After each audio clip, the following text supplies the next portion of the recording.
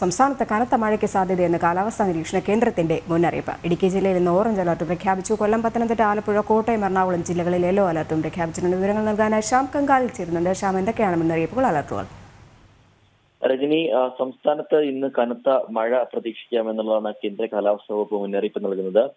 അതിന്റെ ഭാഗമായി ഇന്ന് ഇടുക്കി ജില്ലയിൽ ഓറഞ്ച് അലർട്ട് പ്രഖ്യാപിച്ചിട്ടുണ്ട്. ഒപ്പം തന്നെ മറ്റ് 5 ജില്ലകളിൽ യെല്ലോ അലർട്ടും പ്രഖ്യാപിച്ചിട്ടുണ്ട്. കൊല്ലം, പത്തനംതിട്ട, ആലപ്പുഴ, കോട്ടയം, എറണാകുളം ജില്ലയിലാണ് യെല്ലോ അലർട്ട് പ്രഖ്യാപിച്ചിട്ടുള്ളത്.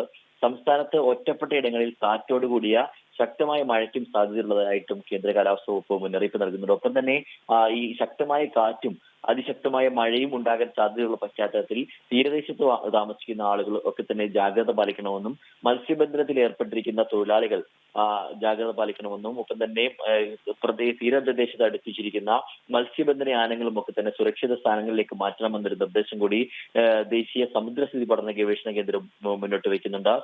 ഒപ്പം തന്നെ നിലവിലെ സാഹചര്യത്തിൽ നാളെയും മഴ തുടരാനുള്ള ഒരു സാഹചര്യമാണ് ഉള്ളത് എന്നുള്ളതാണ് കേന്ദ്ര കാലാവസ്ഥാ വകുപ്പ് വ്യക്തമാക്കുന്നത്.